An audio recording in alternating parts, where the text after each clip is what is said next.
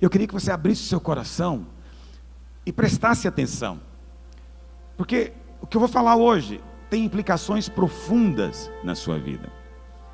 Hebreus capítulo 12, verso 14.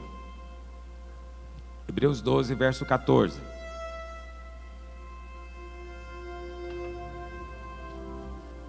Todas as vezes que eu falo a respeito da graça, alguém me manda um bilhetinho aqui na frente dizendo: pastor, mas o que você fala a respeito de Hebreus 12, 14? Aí alguém escreve outro dizendo: pastor, já está falando muito da graça, mas o que você me diz? Que sem santificação ninguém verá o Senhor. É sempre, não tem exceção.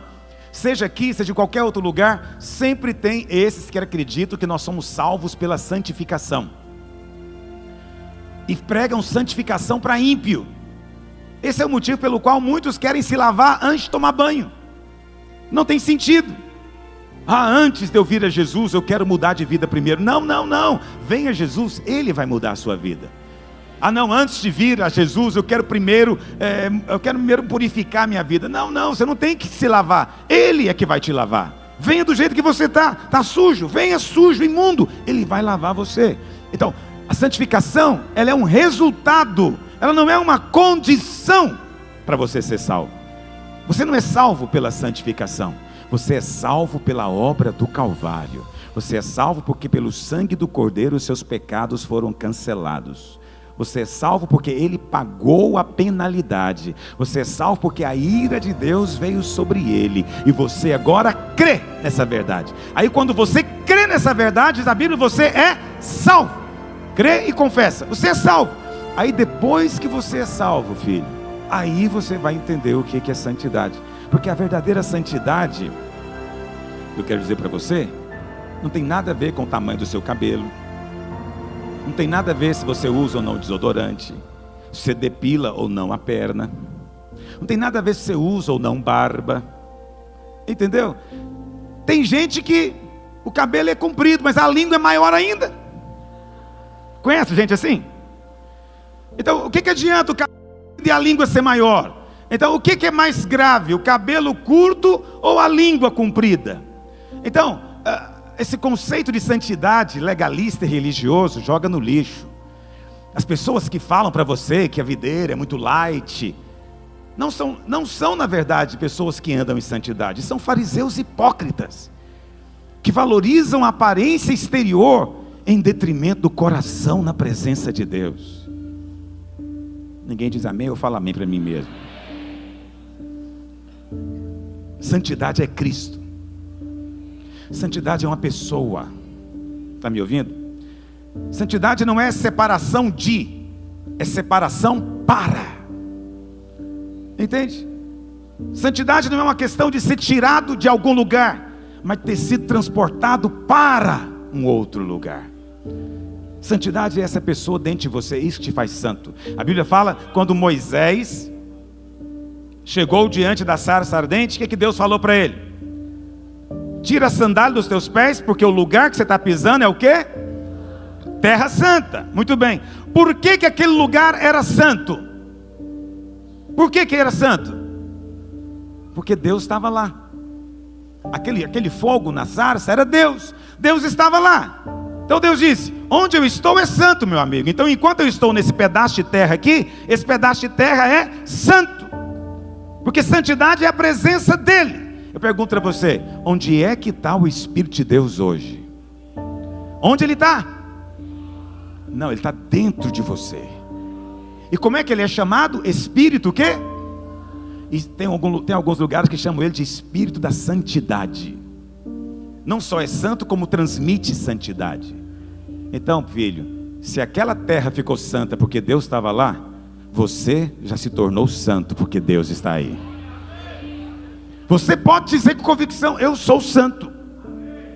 Mas eu estou vendo os seus erros. Não tem nada a ver comigo, eu sou santo porque o santo está em mim. O único que é santo habita em mim. Mas vamos ler o texto.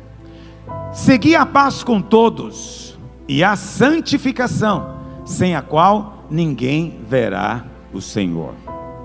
Muito bem, se santidade é Cristo, que é santificação? Ficar mais santo. A santidade é Cristo. Você quer ficar mais santo. O que é isso na prática? Se encher de quê? Cristo. Se o Espírito que é santo habita em você, como é que você se santifica? Se enchendo do Espírito. Quanto mais cheio do Espírito, mais santidade na sua vida. Encha-se da santidade a cada dia. Agora, tem uma colocação importante aqui. As pessoas que me fazem essa colocação, elas gostam de citar versículo isolado, ok? Eu sou ferozmente contextual. Tudo que eu leio na palavra, eu leio de acordo com o sentido no contexto, sempre. Você não pode ficar pegando versículos sozinhos, aleatoriamente, e tirando conclusões dele. Tem que entender o que está no contexto. Não significa que você não possa usar versículos, pode, mas desde que você entenda o que ele está dizendo. Esse versículo não termina com um ponto, termina com uma vírgula. E significa o quê? Que o assunto continua. Então vamos ler tudo. Seguir a paz com todos e a santificação, sem a qual ninguém verá o Senhor. Atentando diligentemente, porque ninguém seja faltoso, separando-se do quê, meus irmãos? Olha aí a graça de Deus, onde ele achou que não tinha. Olha a graça de Deus, onde ele achou que não tinha. Hoje eu queria falar sobre por que alguns se separam da graça de Deus. O que significa se separar da graça? O que significa se separar do favor divino? O que significa estar separado da graça? Significa que perdeu a salvação? Não. Apenas está separado. O favor de Deus é a coisa mais importante na vida de qualquer um. Favor de Deus, preste atenção, é que torna a sua história diferente das outras. As pessoas percebem que para você as coisas são mais fáceis. Para você as coisas fluem. As coisas da sua vida acontecem em menos tempo. O que outros levam 10 anos para ter, você tem já em 1 ano. Por que diz? Porque você é melhor? Porque você é mais habilidoso, mais inteligente, mais capaz? Não. Porque você está debaixo do favor de Deus. Feliz é aquele que é favorecido. Mas é possível um crente perder o favor? Sim. Ele perde o favor quando? Quando ele se separa dessa graça. Quando ele se separa dessa graça. Daqui a pouco eu vou ler com você, lá em Gálatas 5:4, mas desde já eu vou dizendo para você, o que é que nos faz separar da graça? Nós nos separamos da graça quando nós confiamos no nosso mérito pessoal. Está me ouvindo? Nós nos separamos do favor quando nós confiamos no merecimento. Só tem favor aquele que reconhece que não merece. Porque se ele reconhece que merece, ele não precisa de favor. Ele precisa de reconhecimento. Afinal de contas, ele é bom, ele é maravilhoso. Agora, quem reconhece que não tem merecimento, quem reconhece que por ele mesmo ele não merece receber coisa alguma de Deus, esse precisa de quê? De favor. Só que é para esse que o favor de Deus vem. É para esse que o favor de Deus vem. Justiça própria é o que acontece com a pessoa que ainda está vivendo de acordo com a lei. Entende? Ela acha que cumpriu os mandamentos. E porque ela acha que cumpriu os mandamentos, ela agora se acha merecedora. Eu cumpri as condições. Eu fiz o que a lei diz. Então agora eu mereço a bênção. Eu não sou abençoado aqui de qualquer jeito não, irmão. Aqui tem preço que foi pago. Você quer ser abençoado? Paga também você o seu preço de obediência. Então veja bem, essas pessoas são cheias de justiça própria. A Bíblia fala que isso separa você da graça de Deus. Então, nós só podemos seguir a paz com todos e a santificação se nós estivermos unidos à graça, vivendo pela graça. Entendeu? Aquelas coisas que mencionadas antes só podem acontecer se houver graça na sua vida, favor de Deus. Mas agora a coisa começa a ficar interessante. Porque o autor de Hebreus começa a dizer agora o que acontece com alguém que se separa da graça. O que acontece quando você se separa da graça? Aí Paulo diz: nem haja alguma raiz de amargura que brotando vos perturbe, e por meio dela muitos sejam contaminados. Primeira coisa que acontece com alguém que se separa da graça, com alguém que tem justiça própria, é que ele se enche de amargura, ressentimento. Isso é algo que o Espírito Santo me mostrou essa semana, porque eu estava lendo esse texto, e qual que é a pergunta que eu fiz? O que uma coisa tem a ver com a outra? O que tem a ver separar da graça com amargura, ressentimento?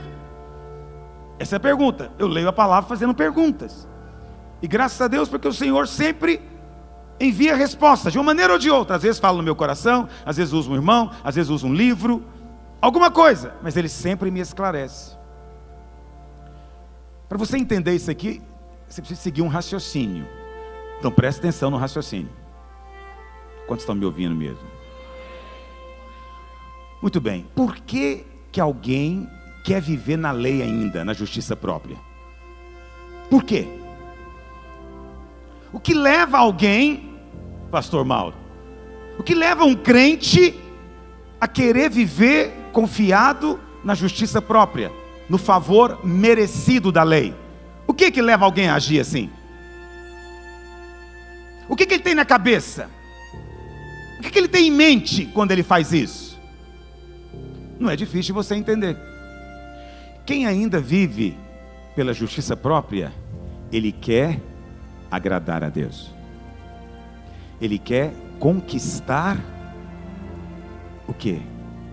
Favor, aprovação. Mas acima de tudo, ele quer conquistar o quê? Amor. Ele acredita que Deus só ama quem cumpre, quem obedece. Ele acredita que Deus só ama quem se comporta corretamente. Não passa na cabeça dele outro padrão. Então, como ele acredita, presta atenção nisso, como ele acredita que só quem é bom merece o amor de Deus, ou vai ter o amor de Deus, o que ele faz então? Ele se esforça ao máximo para cumprir a lei, para obedecer. Ok? Tá bom, pastor, e de onde é que aparece a amargura? Aí vem a amargura. Ele está tentando ganhar o amor de Deus. Para fazer isso, então ele procura obedecer os mandamentos. Mas quando ele procura obedecer os mandamentos da lei, ele cai na justiça própria. E o que acontece quando a pessoa cai na justiça própria? Ela perde o favor. E aí o que acontece? Ela vê um outro irmão que ela sabe que não comporta bem, ela sabe que não é melhor do que ela, mas o outro irmão é abençoado e ela não. O que acontece com essa pessoa que se esforçou tanto para ganhar o amor de Deus, e ela vê um outro que peca tanto, recebendo a bênção, e ela não recebendo? O que aparece no coração dela? O que aparece no coração dela? Amargura. Entendeu de onde é que vem a amargura agora? Amargura, ressentimento é o maior sinal de quem vive ainda na justiça própria. É o maior sinal. Quem fica ressentido é porque tem merecimento. Quem não tem merecimento não se ofende, simplesmente não se ofende. Aí você fala, pastor, mas essa pessoa aqui se ofendeu com Deus? Ressentiu-se com Deus? Será que tem gente ressentido com Deus, irmãos? Tem. Eu não estou dizendo que Deus tem que pedir perdão para ninguém, não. Não vai sair por aí distorcendo o que eu estou dizendo. Deus não tem nada a ver com o seu ressentimento. Você fica ressentido com Deus porque você orou tanto, jejuou tanto, você se absteve de tanta coisa, você procurou obedecer tanto, e no final Ele não ouviu a sua oração, e ouve a oração de outro. Aí você se ressente. Como é que você se ressente? Tá bem, agora não vou fazer mais nada. Tá bem, agora não vou mais fazer essas coisas. Não funciona. Entendeu? Ele está amargurado. Qual que é o grande exemplo bíblico disso? Quem se lembra? O irmão de quem? Do filho pródigo. A Bíblia fala que um dia o menino chegou para o pai e falou: pai, eu quero a minha herança que me cabe. O pai nem tinha morrido. Você sabe, pedir herança antes do pai morrer significa desejar que o pai morra. É como se ele dissesse: queria que o senhor morresse, mas o senhor não morre, então me dá a minha herança logo. Quer dizer, que coisa horrorosa desejar a morte do pai para ter dinheiro, né? Esse menino não presta, concorda comigo? Ah não, gente assim não presta. Eu não tenho outra palavra para dizer para você. Mas o pai o ama profundamente e não negou, porque herança é herança. Deu para ele o dinheiro. O que ele fez com o dinheiro? Foi para um lugar distante e torrou tudo, diz a Bíblia, com o quê? Orgias, prostitutas, não é? Bebedices. Torrou o dinheiro todo, acabou tudo. Ficou numa situação tão deplorável que ele foi trabalhar como porqueiro, cuidar de porcos. Estando ele lá no chiqueiro, diz a Bíblia que ele tinha tanta fome que, vendo o porco comer com aquela boca gostosa que porco faz quando come, ele ficou com vontade de comer a comida do porco. Aí ele caiu em si e falou: onde que eu fui chegar? Ele pensou consigo: meu pai tem empregados, os empregados do meu pai comem bem. Ele teve uma ideia: vou voltar para casa, vou dizer para o meu pai: pai, pequei contra o céu, não sou mais digno de ser chamado seu filho, então me contrata como empregado. Veja, ele não conhecia o pai também. Ele achava que o pai não iria perdoá-lo, porque o pai só gosta dos bonzinhos também. Mas mesmo assim ele foi, premido pela circunstância horrorosa dele. Vinha ele de longe, o pai o viu, correu em direção a ele, o abraçou afetuosamente, o beijou. E na hora que ele ia falar: pai, pequei contra o céu, o pai falou: cala a boca, para, traz a roupa, traz um anel, põe um sapato novo, mata o novilho, vamos fazer a festa, meu filho estava perdido e foi achado. Aí o menino, mas lembra quem é esse menino não presta. Não pensa que ele é boa coisa não. Está me ouvindo? Não é boa coisa não. Aí, mas ele tem uma coisa boa nele: ele aceita ser abençoado. Ele falou: não, esse anel nem pensar, essa roupa, esse sapato, tira, não mereço. Não, ele achou foi bom, tapou no sapato, aleluia, um anel no dedo, amém. Então nesse ponto ele parece conosco. Aí, só nesse ponto, no resto a gente é gente boa, né? Olha para cá. Aí começou a festa. O irmão dele, diz a Bíblia, estava no campo, não viu tudo isso. Quando ele chegou, chamou um servo, falou: o que está acontecendo? O servo falou: seu irmão, lembra dele, aquele safado? Voltou. Seu pai está fazendo uma festa porque ele voltou. É mesmo? É, mandou matar aquele novilho cevado que ele estava engordando aí. Mandou matar para fazer festa para ele. O que aconteceu com esse menino? Ele ficou ressentido.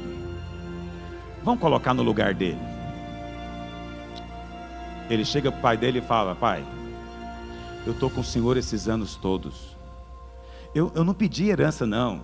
Eu estou cuidando dos seus bens. Estou lutando para não te dar prejuízo. Eu levanto cedo, eu trabalho, eu cuido do gado, eu cuido das plantações, eu faço tudo para você, pai. O senhor nunca me deu nem uma galinha para eu matar e fazer uma festa com os meus amigos. Mas chegou esse seu filho miserável aí, o senhor fez festa para ele. Analisa, avalia. Ele se encheu de quê, meus irmãos?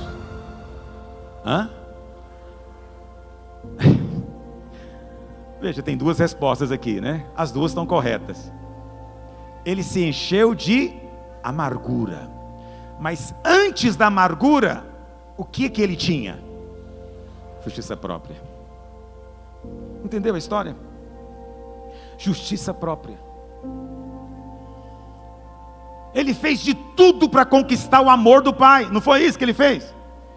Ele fez de tudo para o pai poder abençoá-lo. E o pai não abençoou. E no dia que aquele pecador horroroso volta para casa, ele tem todas as bênçãos. Ah, não, não quero essa religião, não. Fica ressentido. Todo aquele que tem justiça própria perde a bênção, perde o favor. Não tem festa. E o que é pior, depois se enche de ressentimento. Vocês estão entendendo o que eu estou dizendo? Pastor, o que isso tem a ver comigo? Tem tudo. Esse princípio se aplica em todas as áreas da sua vida. Deus falou isso comigo. Por que tem mulheres ressentidas com o marido? Por que eu não estou falando do marido que traiu ela, não é? Até isso também pode se aplicar. Estou falando daquele ressentimento comum. Qual ressentimento que ela tem? Bom, vamos tentar inventar uma história aqui. A mulher, ela não tem certeza que o marido a ama. Ela não tem certeza que o marido realmente a admira. Ela não tem certeza que ele realmente sente tudo isso por ela. O que ela faz então? Ela tenta conquistar isso. Então ela cozinha para ele, ela passa para ele, ela lava para ele, ela faz sexo com ele todo dia.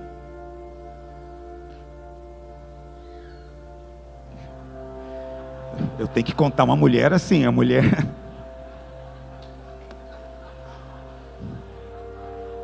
Eu só falei que isso é sonho de homem. Homem tem essas bobagens na cabeça. Eu sei que isso não passa na cabeça de mulher nenhuma. Olha para cá. Mas por causa dele ela faz. Teve uma vez que a gente fez aqui 21 dias, maratona conjugal. Quem participou? Pouquíssimos, quase ninguém quis. No jejum é quase 100%. Mas aquela maratona ia ser maratona conjugal. Era sexo 21 dias. Muitos homens não toparam por razões distintas, mas querer até queriam. E quando a gente fala de sexo, sempre tem irmão que acha que a Bíblia é contra sexo. Presta atenção, qual foi o primeiro mandamento que Deus deu para o homem? Fazer sexo. Foi ou não foi? Adão e Eva chegaram diante de Deus, o que Deus falou para eles? Agora, meu filho, cresça e multiplique-se. Como é que você acha que acontece isso? Fazendo almoço? Comprando um sapato? Primeiro mandamento ele falou o seguinte: agora que eu criei vocês, vão lá e faz sexo. É isso que ele falou. Então sexo é de Deus, estava no coração e na mente de Deus. O amém melhorou bastante agora.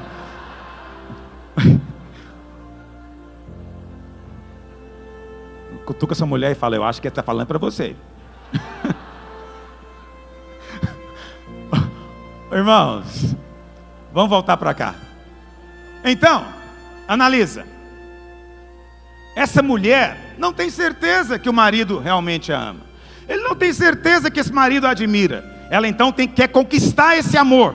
O que ela faz então? Ela faz tudo o que ela pensa que uma boa esposa tem que fazer. Então ela se esforça. Ela, como eu disse, ela faz comida especial para ele. Ela cozinha para ele, ela passa para ele. Ela até costura, ela faz roupa para ele. Ela faz tudo para ele. E ela fica esperando que uma hora dessa ele vai reconhecer, mas ele não fala nada. Um dia, os dois estão sentados aqui. Aí o marido fala para ela: puxa, admira a pastora Márcia. Que mulher de Deus. Tudo que ela tem para fazer em casa ainda está na obra. O que a esposa dele ouve? Pode esquecer, meu amigo. A partir de hoje acabou. Porque ela esperou a bênção, o favor, o reconhecimento, e ele não veio. Veio para outra. Ela se encheu de quê? Está entendendo, homem? O que você vai fazer a partir de agora? Não, você não entendeu nada. Eu vou te explicar com mais detalhes. Presta atenção. Qual que é o problema dessa mulher? Eu não quero aqui falar mal da mulher. Isso, eu poderia falar do homem, mesma coisa. Mesma coisa. O homem não tem certeza que a mulher o ama. O homem quer de todo jeito conquistar a admiração da sua mulher. Então ele trabalha, ele dá duro, faz hora extra, trabalha final de semana para ganhar dinheiro, para poder, porque é a maneira que ele tem de dizer para ela o tanto que ela é maravilhosa. Mas a mulher também não o reconhece. E aí ele chega em casa à noite, quer fazer sexo com ela, ela fala o quê? estou cansada hoje. E vira o lado. O que acontece com esse homem do lado dele da cama? Eu me mato por essa mulher e ela não pode me dar 5 minutinhos? Sim, porque é isso que dura muito. Sim. Olha para cá. Eu estou falando muito de sexo hoje. O negócio hoje não deve estar bom aí. Olha para cá. Você precisa de crer que o Espírito me usa. Olha para cá. Ele fica lá, a mulher dorme, começa a roncar, e ele fica olhando para o teto. Cheio de quê? Gratidão e alegria? Amargura. Porque ele queria o reconhecimento, só isso, de tudo que ele faz. Está entendendo de onde é que surgem os problemas? Agora, o que está errado nesse homem e nessa mulher? Então, é só uma coisa que eu acabei de explicar para você. É o mesmo caso do filho pródigo. Primeiro, não acredita que é amado. Não acredita que é amado. Segundo, faz as obras e depois acredita que tem mérito. Se enche de quê? Justiça própria. Eu sou boa. Quem é que cozinha para você? Quem lava para você? Quem passa para você? Quem faz tudo para você? E você não reconhece? O que ela está falando aqui? Eu sou boa e você não está reconhecendo o tanto que eu sou boa. A Bíblia chama isso de quê, meus irmãos? Justiça própria. Eu chamava isso de ego antigamente, estou mudando para justiça própria. Mais fácil de entender. Todas as vezes que a justiça própria entra no relacionamento, o favor acaba, as confusões vêm, a briga vem. Entende? E pode observar, o casal está os dois o tempo inteiro tentando provar para o outro o tanto que ele é bom e merece ser amado, merece ser respeitado, merece tudo de bom, porque ele é maravilhoso. Qual que é a maneira de vencer isso? A única maneira de vencer isso é se a mulher e o marido acreditar que é amado. Entendeu o que eu estou dizendo? Se a mulher acredita que é amada, o marido pode elogiar quem ele quiser, que ela só aperta o braço dele, fala, pode elogiar, mas você é meu, e eu sei que você me ama, não vive sem mim. O marido que sabe que é amado e acredita que é amado, ele se ressente porque a mulher disse um não para ele um dia, 2 dias, uma semana. Pastor, haja fé para crer nesse amor, não é? Também precisa ter mais. Olha para cá. Tudo é uma questão de saber que é amado. Quando você é amado, presta atenção, por que você vai fazer agora? A mulher não vai fazer a comida, passar a roupa, arrumar a casa para conquistar o amor. Ela vai fazer porque ela ama tanto esse homem. Ela o ama tanto que ela tem alegria de fazer isso para ele. Ah, mas ele não reconheceu. Mas é assim que eu sou, eu amo ele e sei que ele me ama. E é assim que eu vou viver. Aí não tem mérito. O que então o homem e a mulher têm que fazer um para o outro? Cotidianamente, todos os dias. Reafirmar que o outro é amado. Pode não parecer, mas eu amo você demais. Me desculpe se eu não consigo expressar como deveria, mas não duvida não, eu amo você demais. Quanto mais você fala, mais você alimenta o outro com esse amor, menos necessidade ele vai ter de conquistá-lo. Porque a justiça própria vem quando você procura conquistar o amor. Será que podemos aplicar isso na relação de pais e filhos? Sim ou não?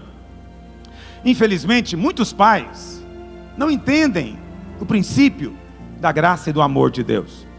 E eles passam a mensagem para o seu filho, que ele só é amado se ele comportar bem. Ele só é amado se passar de ano, com nota boa. Passar raspando não é muito amado também não. E aí o menino entende a mensagem. Está entendendo o que eu estou dizendo? Ele entende a mensagem. Meu pai não gosta de mim por causa de mim, ele gosta de mim pelo que eu faço. Então eu preciso de fazer para conquistar o amor dele. Eu preciso de fazer para ganhar o amor dele. Eu tenho que fazer e ser tudo que ele quer para ganhar o amor dele. Agora eu pergunto para você, esse menino vai falhar? Todo aquele que tenta viver na lei, ele vai cair? Vai. ele vai cair. No dia que ele cair, o que vai acontecer com ele? Eu não sou amado. Mas vamos supor que esse menino consiga, como o irmão do filho pródigo. Ele conseguiu. Passou de ano em primeiro lugar, passou no vestibular, passou em tudo.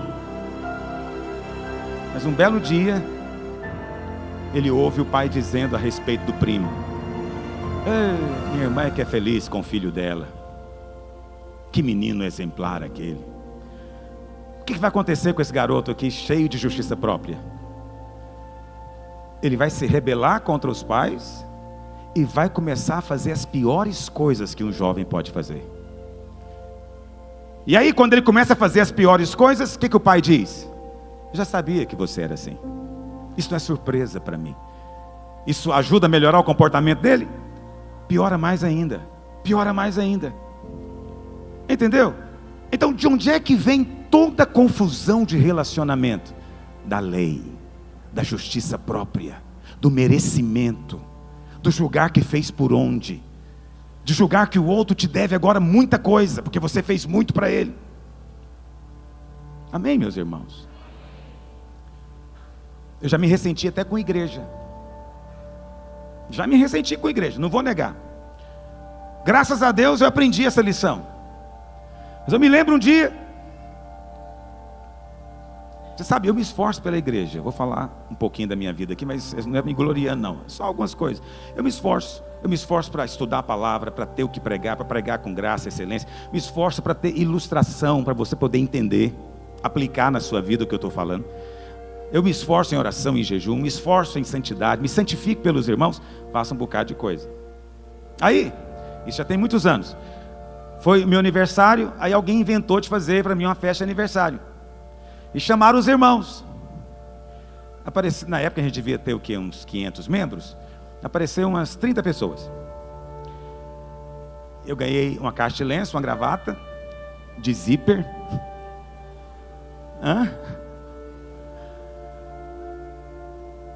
Aí, amém. Você sabe, não me importei. Te fala a presença de Deus. Achei normal aquilo. Mas aí, passou uma semana, exatamente uma semana, eu tinha convidado um pastor para vir pregar na videira. E aí, o pastor pregou na videira. Ele falou para mim assim: olha, eu vou tirar uma oferta para o meu ministério, você me autoriza? Eu falei: olha, eu autorizo, mas eu preciso dos dízimos e das ofertas aqui para manter a igreja. Aí ele falou: então você tira a oferta, depois quando eu pregar, eu falo para os irmãos, quem quiser ofertar para mim, trazer. Aí eu tirei a oferta deu R$600. Aí ele pregou. Quando ele acabou de pregar, os irmãos, ele falou para os irmãos: eu tenho um ministério e tal, quem quiser ofertar. A oferta deu R$12 mil. Eu magoei profundamente. Você sabe quando alguém me lindra? Eu me lindrei. Mas eu tenho um problema, eu não consigo guardar milindre. No domingo seguinte eu vomitei em cima do povo. Vocês não me amam. Ninguém aqui gosta de mim. Mauro lembra disso, não lembra, Mauro? Porque vomito sempre é cheio de fel, porque a bilis vem junto, sabe? Um negócio horroroso. Agora, por que eu fiquei tão chateado e magoado, ressentido? Porque eu me achava um bom pastor. E eu fazia para conquistar o amor da igreja. Eu fazia para os irmãos gostarem de mim e achar que eu sou um bom pastor. Quando eu percebi que eles gostavam mais do outro, e para o outro estava disposto a dar tudo, e para mim era só R$600, aí eu falei: não vou orar por nenhum mais agora. Agora é o seguinte, vou pregar domingo, mas você que vai estudar para entender. Não é um inferno viver assim? Ah, mas a igreja está errada. Presta atenção, a igreja não está errada. Você dá dinheiro para quem você quiser. Você elogia quem você quiser. Você é livre.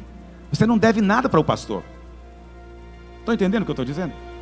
Você não deve nada para o seu líder, nem para o discipulador. Nada. A não ser o amor, evidentemente. Então presta atenção. Eu não tenho direito de cobrar nada de ninguém. Então a igreja não está errada. Porque ninguém tem a obrigação de dar presente de aniversário, nem de dar oferta no culto por causa do pastor. Agora, eu tenho um problema. Qual é o meu problema? Raiz de amargura. Que surgiu por causa de quê? Justiça própria. Eu sou um bom pastor. E por que surgiu a justiça própria? Porque eu estava o tempo inteiro tentando conquistar o amor dos irmãos. Já tem uns bons anos que eu desisti disso. Aí eu sou livre. Aí eu acho até graça quando alguém toma dores por mim. Quando alguém disse que eu também ouvi outros pregando. Em nenhum momento pensei que ele não gosta de mim. Sabe por quê? Porque eu já desisti há muito tempo da justiça própria. Amém, meus irmãos? Hoje eu acredito que você me ama. Pronto, ponto final. Alguém fala, eu sou amado, minha igreja me ama. Ah, não sei não. Fala, você não sabe, mas eu sei. Quando você sabe que é amado, você não tenta provar coisa alguma. Por que você está ressentido na vida cristã? Porque tudo que eu estou falando você pode aplicar para Deus. Você não acredita que Ele te ama. Você não acredita que Ele te ama. Por não acreditar que Ele te ama, você está se esforçando para conquistar o amor dEle.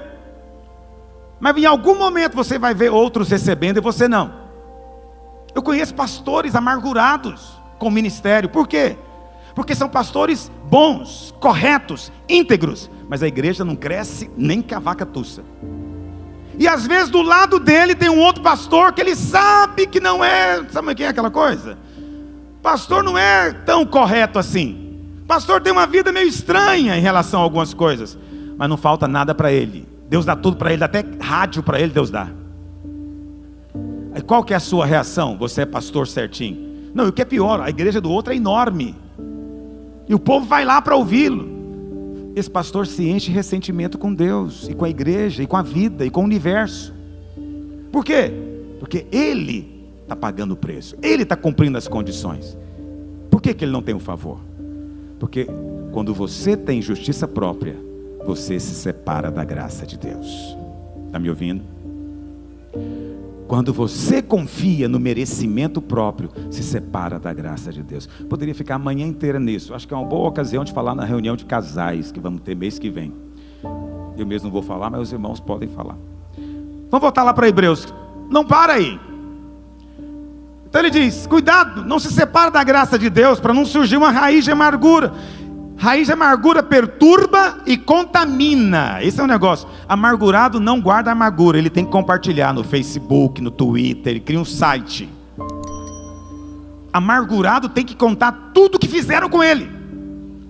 E sempre vai encontrar alguém que dá razão. Os irmãos são casados, às vezes vêm aconselhar comigo. Muitos nem vêm mais, porque eles sempre reclamam de mim. Eles falam, pastor, o outro que errou e você trata comigo. Veja, a questão não é o outro, é sempre você. É sempre você. Você que tem que mudar. Quantas vezes eu já ouvi isso, esse tempo atrás, já, não muitos dias, umas 3 semanas, encontrei uma irmã cujo marido tinha aprontado, eles então se separaram. E eu perguntei para ela, e aí fulana, como é que está? Já restaurou o casamento? Ela falou, pastor, já falei com Deus. Só aceita ele de volta transformado. Mas se Deus quiser te dar ele desse jeito, não quero. Aí na hora que eu ouvi isso, qual foi a tradução na legenda? Eu sou boa, sou transformada e estou pronta. Só posso aceitar um marido no mínimo no meu padrão. Como é que é o nome disso no idioma nosso aqui agora? Ela se acha maravilhosa.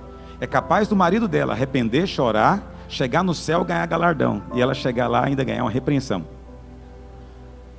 Mas logo eu que não fiz nada de errado. Sim, você é o irmão do filho pródigo. Nunca saiu de casa, nunca prostituiu, casou virgem. Você nunca fez nada de errado, nunca se embriagou, nunca fez orgia, ficou o tempo inteiro na casa. Mas você ficou esse tempo todo confiado no tanto que você é bom. Você não pode receber de Deus. Separou da graça. Eu quero a graça, irmãos. Mais do que tudo na vida eu quero o favor de Deus. Quantos querem favor de Deus também? E verso 16. Nem haja algum impuro. Ah, isso aqui é outra coisa. Pastor, o que separar da graça tem a ver com amargura e agora com impureza? É porque quem está ressentido vai tender para isso. Na minha experiência, eu não gosto de falar de experiência, mas eu não tenho outra coisa para dizer. Sempre que eu encontro uma mulher que traiu o marido, é porque ela estava ressentida e amargurada com ele. Nunca vi uma mulher que se sente amada pelo marido, e tem certeza disso, se envolver em aventuras extraconjugais. Sempre é uma mulher amargurada. Por que ela está amargurada? Faço tudo por ele, ele não me reconhece. Faço tudo por ele, ele não vê. Ele não vê a mulher boa que está do lado dele, maravilhosa, perfeita. E ela se enche de amargura, e por isso ela cai aonde? Na impureza. A impureza aqui é sexual, filho. Mas eu não quero me deter mais nisso. Aí o texto continua. Porque quando você se separa da graça, vem amargura, vem impureza. Aí o autor de Hebreus diz, olha, e muito cuidado, porque você pode se tornar como Esaú. Aí, Esaú aqui está sendo colocado como exemplo de alguém que decaiu da graça. Está entendendo? Aí alguém vai dizer, pastor, mas como é que Esaú decaiu da graça? Se Esaú viveu antes da lei. Sim, porque decair da graça não é voltar a viver na lei. Então como é que Esaú simboliza isso? É verdade, Esaú viveu antes da lei, mas Esaú tornou-se o símbolo de alguém profano, se separou da graça, e ele por um repasto, quer dizer um prato de comida, vendeu o seu direito de primogenitura, ou seja, não deu valor nas coisas do Espírito. Você sabe quem é que despreza as coisas espirituais? É aquele que se separa do favor. Final das contas é isso, você não atribui valor mais. Você vê alguém chorando, não tem valor, falando em línguas, não tem valor, caindo, não tem valor, sendo curado, sendo liberto, você não atribui valor a nada mais. Você se torna indiferente. A amargura faz isso. E Esaú aconteceu isso. Verso 17. Pois sabeis também, esse versículo, vou ler com você. Eu sempre interpretei esse versículo de uma maneira, mas essa semana, comparando o texto com outras versões, eu vi que eu estava errado. Vou corrigir o que eu falei. Pois sabeis também que posteriormente, querendo herdar a bênção, foi rejeitado, pois não achou lugar de arrependimento, embora com lágrimas o tivesse buscado. Clica em cima, por gentileza, irmão, na linguagem de hoje, NTLH. Está um pouco diferente. Olha o que diz.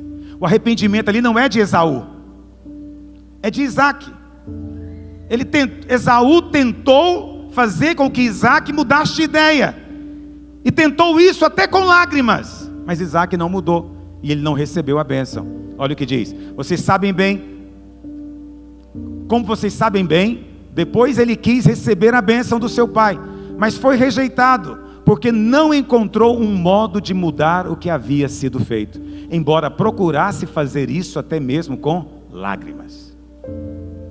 Com lágrimas, pai, por favor, me dá uma bênção. Não recebeu mais.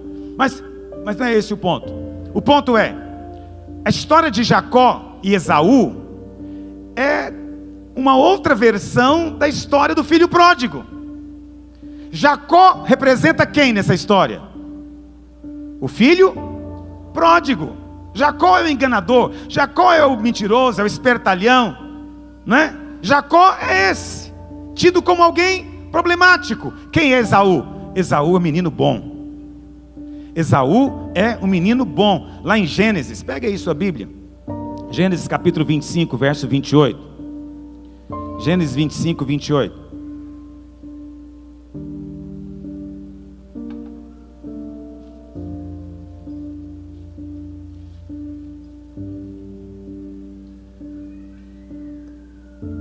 Diz assim: Isaac amava Esaú.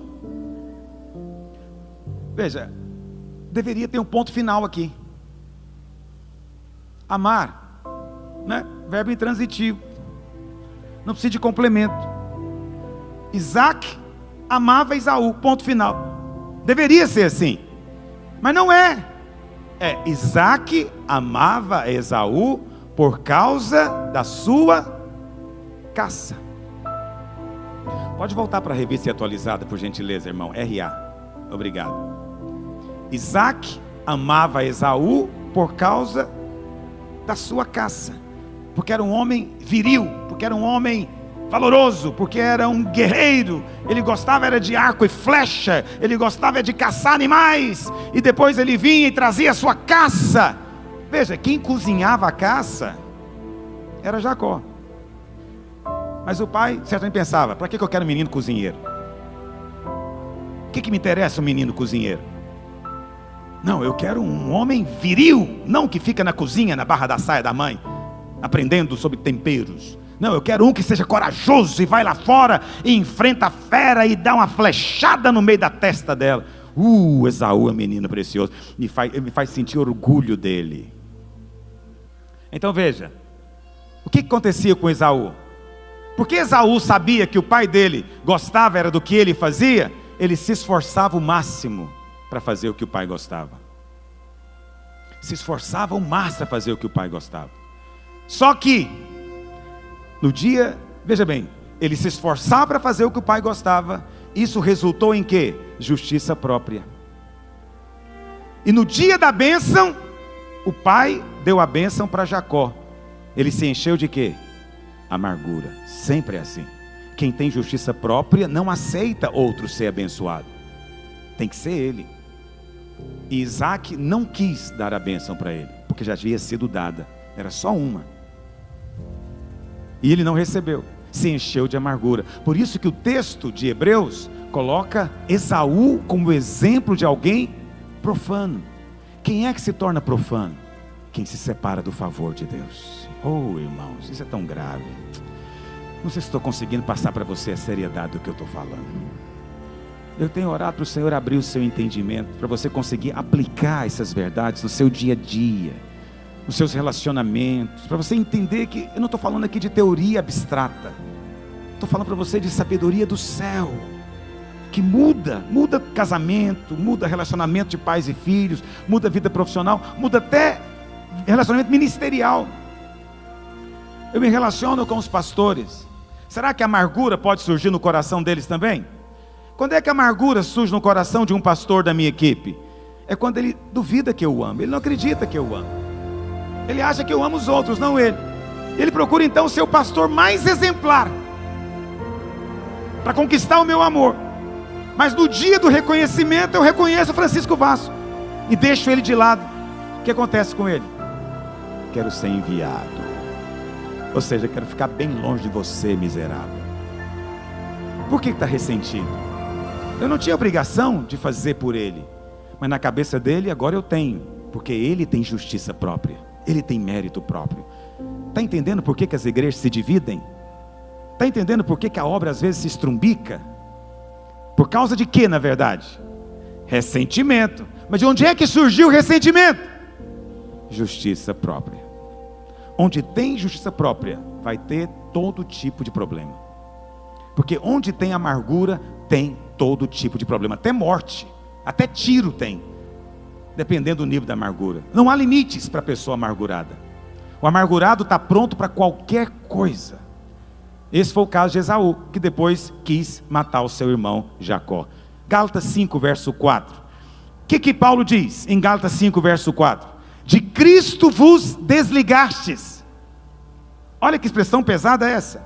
De Cristo vos desligastes, vós que procurais justificar-vos na lei, vós que procurais tentar ser justo obedecendo o mandamento da lei.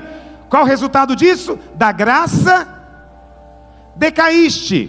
Por quê? A graça é alta, a graça é elevada, a lei é inferior. Quando você sai da graça e vai para a lei, você cai, decai. Está me entendendo o que eu estou dizendo? Porque saiu do favor de Deus e agora está confiado no seu próprio merecimento para ter o favor. Mas o que é mais sério? É a primeira expressão. A Bíblia diz o quê? De Cristo vos desligastes. Tem muitas traduções. Tem uma tradução que diz: de Cristo vos separastes, que é a mesma que está lá em Hebreus. Tem uma tradução em inglês, King James, Old King James, que usa uma expressão muito interessante. Diz assim, no lugar de Cristo vos desligaste, diz: Cristo se tornou sem efeito para vocês. Presta atenção, não é que não tem Cristo, Cristo continua na sua vida, só que ele não tem utilidade, não tem efeito. Por que não tem efeito? Porque Cristo só pode ter efeito se você confiar no favor imerecido, na graça. É terrível naquele dia que você precisa de direção e Cristo não tem efeito na sua vida. É terrível naquele dia que você precisa de provisão e Cristo não tem efeito na sua vida. Aquele dia que você precisa de cura e Cristo não tem efeito na sua vida. Está entendendo? Ah, mas pastor, eu clamei, até falei em nome de Jesus. Mas não adianta, você está desligado dele. Pastor, como é que eu me desliguei dele? Quando você chegou e bateu a mão no peito dizendo, eu fiz.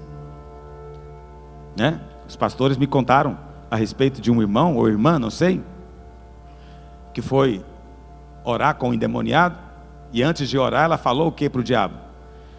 Aqui está minha mão, 5 anos de santidade, vou colocar na sua cabeça agora. Eu nem sei o que ela fazia com essa mão, ou ele, né? Para ter ficado tão pura desse jeito. Mas ela está confiada em quê? Em Cristo? É nela. O diabo vibra quando acontece isso. Festeja, a festa no inferno. Porque Cristo se torna sem efeito. Você não precisa de Cristo. Você não está utilizando de Cristo. Entende? Tem uma outra tradução que diz que Cristo se tornou vão na sua vida. A expressão no original é o seguinte: você é casado, mas você não usufrui do seu cônjuge. Ele poderia te sustentar, mas você não utiliza disso. Ele poderia te suprir emocionalmente, você não usa disso. Ele poderia te proteger, mas você não procura isso. E você procura viver como solteiro, você mesmo se mantendo, você mesmo se sustentando, você mesmo se suprindo, mesmo tendo marido. O crente que se desliga é esse. Ele não perdeu a salvação. Cristo não saiu da vida dele. Continua lá. Mas é como essa mulher.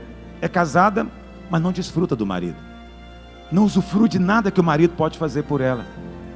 Por quê? Porque ela mesma quer fazer. Acredite, tem muito casamento assim no mundo.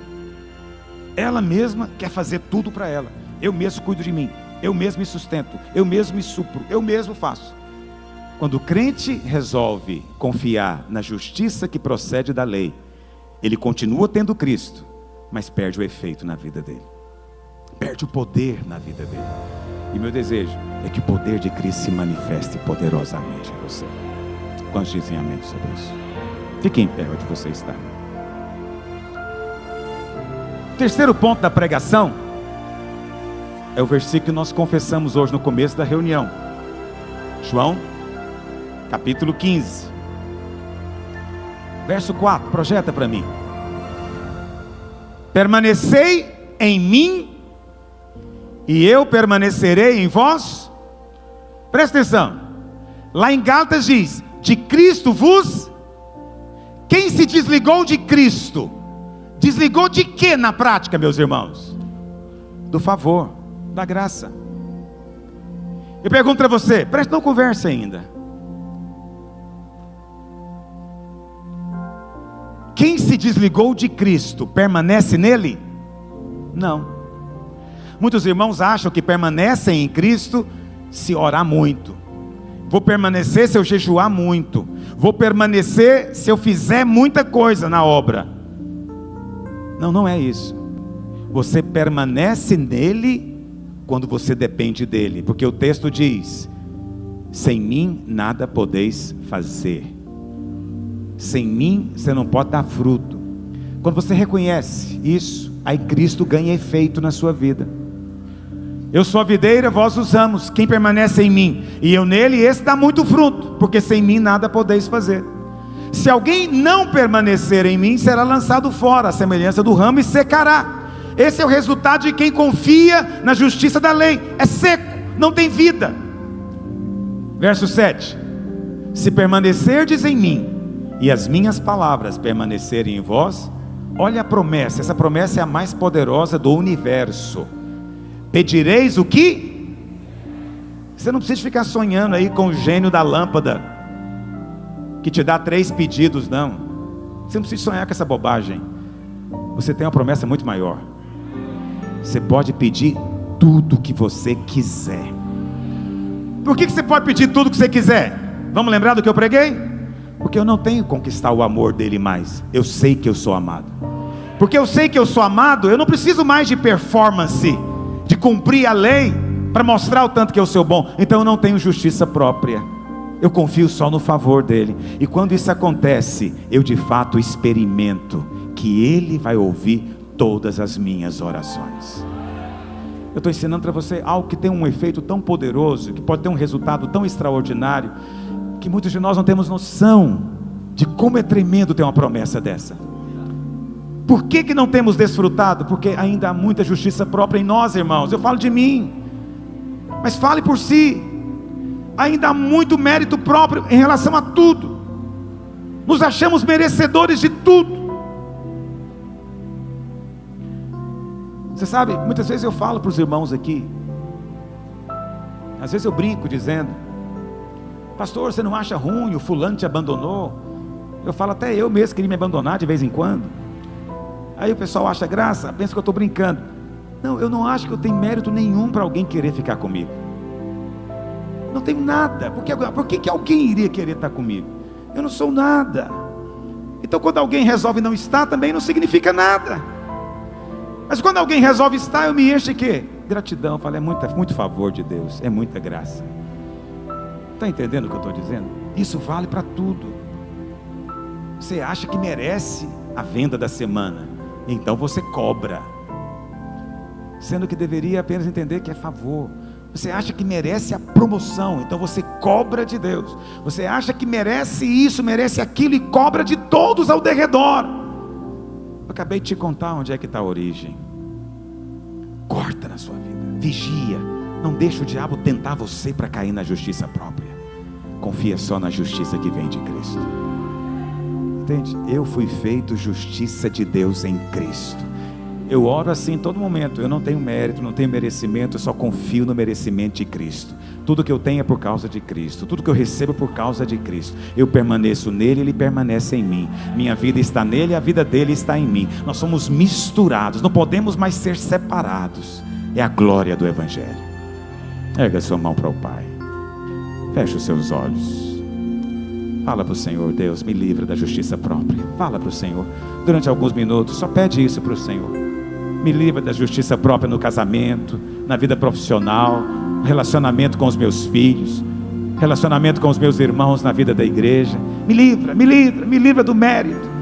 Quero rejeitar isso na minha vida, porque eu quero o teu favor. Mais do que tudo, eu quero o teu favor. Dá-me o teu favor, porque o teu favor é melhor do que a própria vida. Teu favor é melhor do que tudo. Oh Deus! Pai, nós oramos nessa manhã em nome de Jesus. Dá-nos entendimento e sabedoria do céu. Ó Deus, te peço, abre a compreensão dos teus filhos hoje. Seja o coração de cada um hoje confirmado com essa palavra, ó Deus, com esse entendimento. Ó Deus, e que haja no nosso espírito uma chama do Espírito do fogo do céu, Pai Santo, para andarmos debaixo desse favor imerecido tão grande, tão santo. Pai amoroso, queremos dizer que nós confiamos no teu amor, confiamos que o Senhor nos ama, descansamos neste amor indescritível. Ó Deus Santo, por isso não temos que provar mais nada, nem conquistar mais coisa alguma, porque já temos tudo e a nossa vida está oculta em Ti, porque tudo é nosso, e nós somos Teu, fomos unidos eternamente.